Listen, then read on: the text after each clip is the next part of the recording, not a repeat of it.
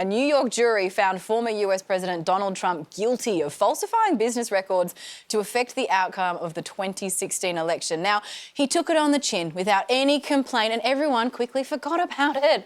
I'm just kidding. It's bedlam over there. Here come the verdicts. We have the verdicts. Former President Donald Trump has been found guilty in his hush money trial. In New York City. Guilty, guilty, guilty. Convicted on all 34 counts. All 34 are felonies. Trump becoming the first former president of the United States convicted of a crime. The front runner to be the next president of the United States is now a convicted felon. I feel good. It's a great day for the American people. Justice been served. It's about time he is held accountable for something. Go to jail! Go to jail! Jurors deliberated for about 9 hours. 12 everyday New Yorkers. Boy, it came to a pretty swift decision. Their deliberations led them to a unanimous conclusion. Trump sat stone-faced, stoic, looking down as the verdict was read in court. He then grasped his face with his hands, looking exasperated. Slumped, eyes closed. He had his signature scowl on his face as he exited. Trump glared as he left the courtroom. This was a disgrace. It's a rigged trial, a disgrace. He called it a disgrace. This was a rigged, disgraceful trial. I'm a very innocent man, and I think it's just a disgrace. Oh my God, I almost fainted. I feel very sad for America. It's a disgrace what happened here. It's disgusting, I'm telling you. President Trump did nothing wrong. This is the man who's fighting for America. They just killed our country. You just let them. How could they do that? He's an innocent man.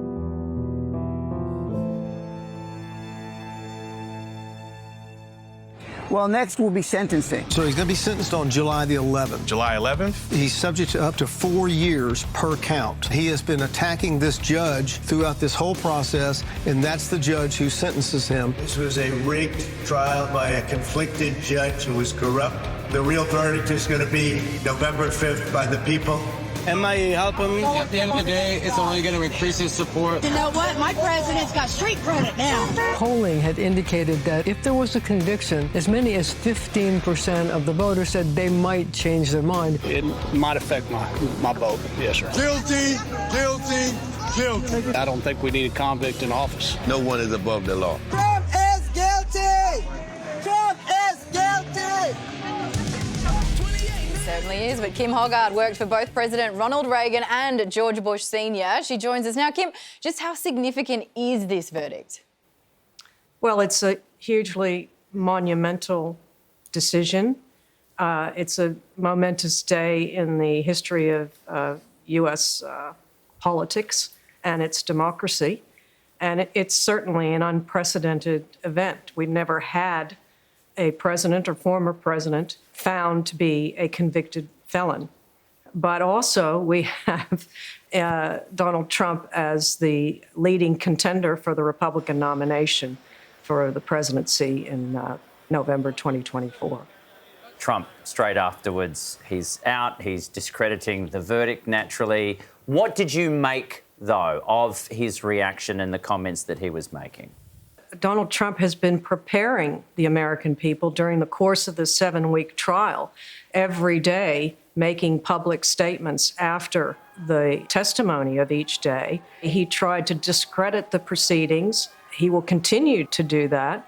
And it remains a question now for the election coming in November, whether people will be looking at this race not as just a race between Donald Trump and President Joe Biden, but also as a moment of whether Americans will decide whether they will continue to be a nation that respects and recognizes the rule of law. Kim, how much do you think this could move the needle with voters? I do think that this conviction will sway some people, particularly some Republicans, while they might be pretty vociferous right now in objecting to this outcome. I do think that many Republicans will think twice. And so it could have an effect in the key swing states where it just really comes down to a handful of votes. And it will remain a close election. There's a lot of time, though, between now and then. We have 2 presidential debates, 2 political conventions. I do think, though, it's quite a weapon for the Democrats to use now, and I'm sure they will be referring to him, to Donald Trump, at every opportunity as a convicted felon. And of course, Trump and Republicans will be using every opportunity to discredit the judicial system, which is par for the course in terms of how Trump is trying to disrupt the American democratic system and its institutions. Well, as a former two-time advisor yourself, what would you be advising Donald Trump to do next? I would, first of all, not be advising Donald Trump. I wouldn't find myself in that situation, because if you see a lot of the people that have worked for Donald Trump are not going to be working for him again.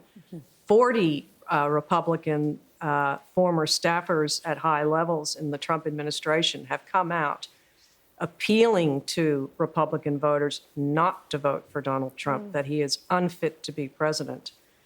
So I think you can tell by that answer that, you know, I would not be giving him advice other than to step aside and let the American democratic system work.